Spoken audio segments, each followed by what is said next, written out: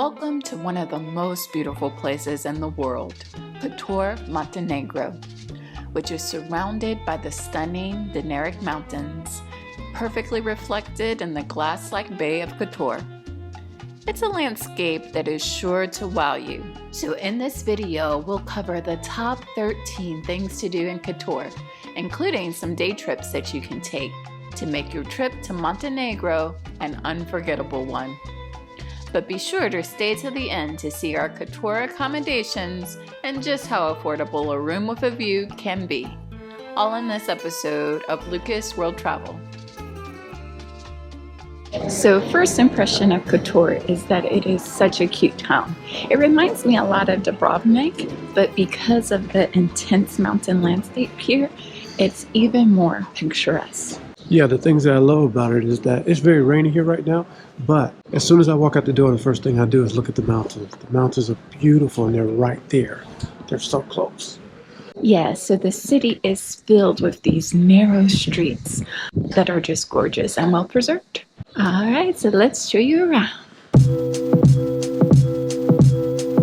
Old Town Kotor has 3 gates. This one is the Herceg gate. There's also the Sea gate and the River gate on the north side. I find this gate to be the most interesting though because it still has a functioning drawbridge. So if they wanted to, they can bring up this bridge and cut out the old town for defensive purposes. And just inside the Sea gate is the Square of Arms, which is the most picturesque square in the city of Kotor. But the real highlight is taking a hike up to the Fortress of Kotor, because that's where you'll get the best views of the city. This is the entrance to the fortress. As you climb up though, you have the choice to take the stairs or to go up the incline. Currently, I'm kind of thinking the stairs are a bit easier, but we'll see. So we're at our first little viewpoint. Enjoying the view so far? Loving it. It's gorgeous. Really a lovely view, guys. All right, up we go.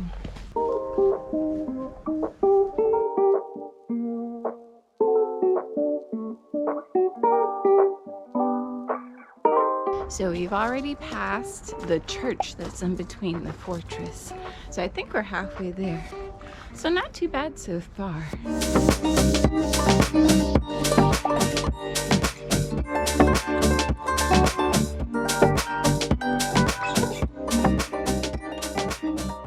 And we made it, at least to the base of the fortress. Just a few more flights of stairs to climb, and we'll be there. So nice view from the platform here, just at the base of the fortress. You can see all of Kotor Bay. So to get to this point at the base of the fortress took us about 40 minutes, but we stopped plenty for pictures, rests, and video. Now really the best part of hiking up to the fortress is the view, because the fortress itself is in bad disrepair and is honestly a little bit spooky at how abandoned and dilapidated it is. But honestly, parts of the fortress are so damaged, it felt a little dangerous walking through there, like it could collapse on you at any moment. But it's nice to get the ruins of the fortress against the beautiful city and the beautiful bay. Nonetheless, the views from the fortress are what makes this a must-do when you go to Kotor. So it takes about 2.5 hours to do the fortress. So I would allow at least 3 hours. An hour to get up, an hour to get down, and a half hour just to explore the fortress itself. But now it's time to get some lunch at a place called Caesarica.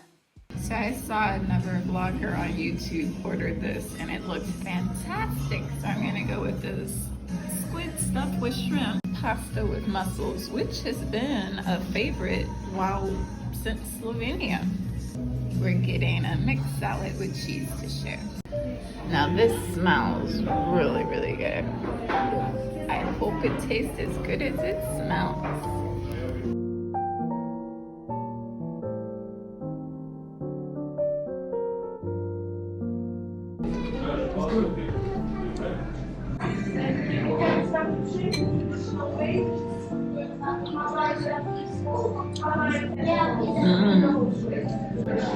That was super nice. The squid is stuffed with shrimp, rich and flavorful. And I've never had anything like it before, so I like having these new flavors. And very affordable, as 2 glasses of wine, 2 meals, and a salad came to 37 euros. After lunch, you can mosey over to see the churches of the city. We started with St. Nicholas Church. This is a Serbian Orthodox church. What's interesting about it is it looks as old as these other buildings, but it was built in 1902 to 1909. So it's virtually new. It replaced the church that was built in 1810 and destroyed by fire in 1896. Right next door is St. Luke's Church, which was built in 1195 and is one of the oldest structures in Kotor. Next up is St. Trifon's Cathedral. So tickets are €3 a person, and it gives you access to the cathedral and the museum upstairs. The best part is you'll have access to the church's terrace, which has great views of the town square. Another thing to see in Kotor are the cats, because they really are the most friendly cats I've ever seen anywhere. And look at all the kitties they are. The locals do feed them, and they even have little tiny cat houses over here. So the strays really are well nourished. I've never met one really cats. They'll come up to say hi to you, so say hi back. You know how to put on a show, don't you, kitty? You know you're gonna wind up on YouTube, don't you?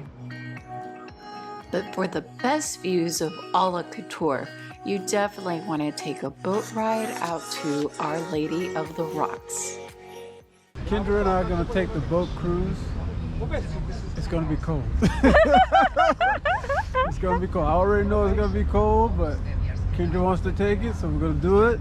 You agreed, sir. I agreed. Yes, I agreed. Yes, I did. Yes, I did. Yes, I did. Okay. What you got to realize is today is December 1st, so it's a bit chilly, and normally it's only €15 a person if there's groups here. But because it's off season, it's just the 2 of us, so we have to pay €60 to get a private tour. But we're gonna try it out, see what type of water views we get, and yeah, it should be lovely. Let's go. So I never thought I'd be taking a boat ride in December, but this is what I do now. But honestly, the views made up for the chilly temperatures, and the water was smooth like glass, making for a smooth ride that we couldn't have enjoyed more. So our first stop on the boat tour was to see the city of Perast, which has picturesque views everywhere you look. Then we hopped back on the boat to go see Our Lady of the Rocks. Now this little island has a very interesting history. This island wasn't always here. What happened is that over the course of 750 years, people passing by on boats would drop rocks into this spot. Rock after rock after rock after rock, until this island was formed 750 years later. Talk about a dedication of love over several different generations. Once they had the island, they decided to build a church over here, the Lady of the Rock Church, dedicated to Mary. And this island has so many gorgeous views.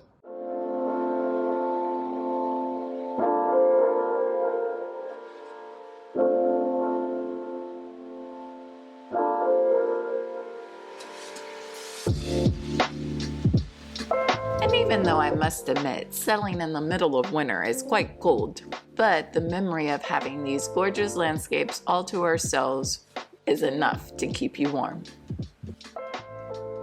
Now, if you need even more reason to come to Kotor, This city has beaches, and the views here are lovely. The beach itself is like a rocky, pebbly beach. Nonetheless, you're gonna love getting into these waters and enjoying the mountain views all around you. Naturally, we're here in December, so we will not be getting in the water, but it is such a beautiful spot. Another thing we loved was taking the Big Montenegro Tour with Montenegro Hostel. This gets you out of Kotor and takes you up into the mountains to see gorgeous views of the bays and so much more. But to our surprise, it had snowed at the top of the mountain, creating a fun winter wonderland for us to discover in Montenegro as well. Like a big one. Oh no! I got Snowball in my purse now, thanks to David. But the real highlight of our Big Montenegro tour was to see the Scatter Lake viewpoint. So this is definitely my favorite view so far. It's like Horseshoe Bend really, but it has even more beautiful mountains in the background and the lake and all that combined together. It is simply stunning. We ended this big tour with a stop at St. Stefan, which is a resort island that is so cute it doesn't even seem real. Lastly, if you head down to the bus station, you'll see how easy it is to take a day trip to Herceg, Novi. Tickets are just €4 a person, and with just an hour-long bus ride, you'll get transported to one of the most adorable towns in Montenegro, with its clock tower that looks straight out of a fairy tale. As you wander through the narrow alleyways of the old town, you'll discover picturesque squares, ancient churches, and fortresses that offer breathtaking views of the sea. We arrived not expecting much and were dazzled by how this little town shone. After wandering around the old town, we decided to have lunch at Gradska Kafana. And we chose this place because it has a beautiful sea view. Our food is here, a vegetarian pizza and a very great smelling seafood pasta. So now we're leaving Old Town and heading to Savina Monastery. Now this place is supposed to be a 20-minute walk away from the Old Town, and there's a winery right next door. So we're going to check out both. Just remember, you have to book reservations at the winery. No walk-ins are allowed.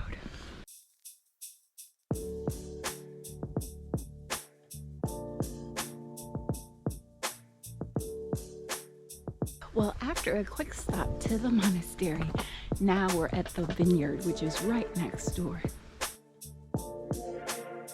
Now, if you're walking like us, it's a steep climb up the hill, but I dare say it's gonna be worth it. And honestly, it was definitely worth it because of the beautiful decor and the beautiful view. So we took a tour of the vineyard. Since it's December, there are no grapes at all right now. They've already harvested them. But we learned how the vineyard owners, they started this vineyard as a hobby. So they were just making good wine for themselves. And then a winemaker convinced them to start selling it at market. And we're glad they did because the wine was delicious and we loved the pairings they prepared. Yeah, this is super fruity and delicious. I see why they would start this off with appetizers. Really, really good. So we tried our second wine. David, how is it? Okay, so the second wine, to me, is still fruity like the first one, but this one is aged, and so it's more balanced. Now our third wine is a Cabernet Sauvignon from 2018, aged in an oak barrel. And notice how it's not like a tasting serving. It's a full glass of wine, people.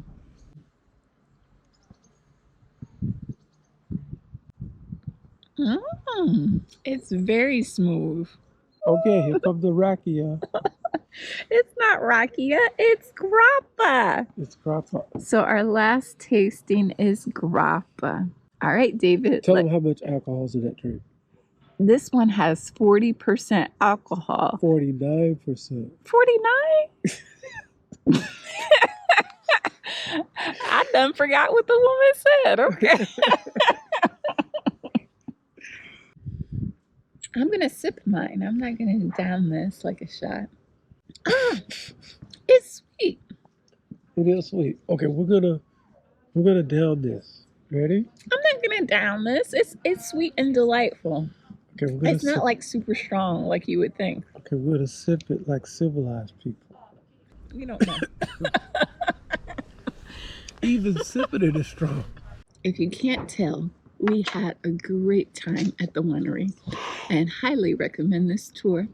It's €35 per person and it's worth every penny. Cheers! Cheers! But all great things must come to an end, so we hopped back on the bus heading back to Kotor. But before we go, let's show you just how affordable accommodations in Kotor could be. Here we have our kitchen dining area. Loads of space to work and eat. And I'll probably be cooking our dinners right here. And they have built-in refrigerator. Now let's show you the bedroom. The tiny but mighty bedroom. And plenty of cupboard space with our towels and whatnot. And then the lovely living room. Now for me, a sofa is a requirement because I can't feel at home unless I can, kick my feet up and watch some TV. And last but not least is the bathroom. The bathroom's quite spacious actually. And we have a shower and the most necessary part of any apartment, the washing machine. Now the most exciting part of this apartment is the view. Come, let's show you. So from here, you can see the old town walls and the rest of the city of Kotor. It is such a charming city. Love the high mountains. It's gorgeous here. Now we found this apartment on Airbnb, and the best part is it was only $24 a night. What a steal. I really think that Montenegro is one of the most affordable and most beautiful countries that we've ever been to.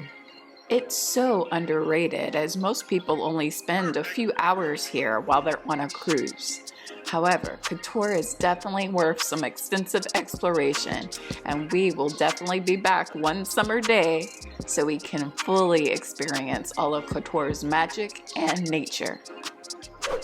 Up next, we'll be heading to Buba, another charming Montenegrin city, so be sure to like, subscribe, and ring the bell for even more from Montenegro and from all around the world.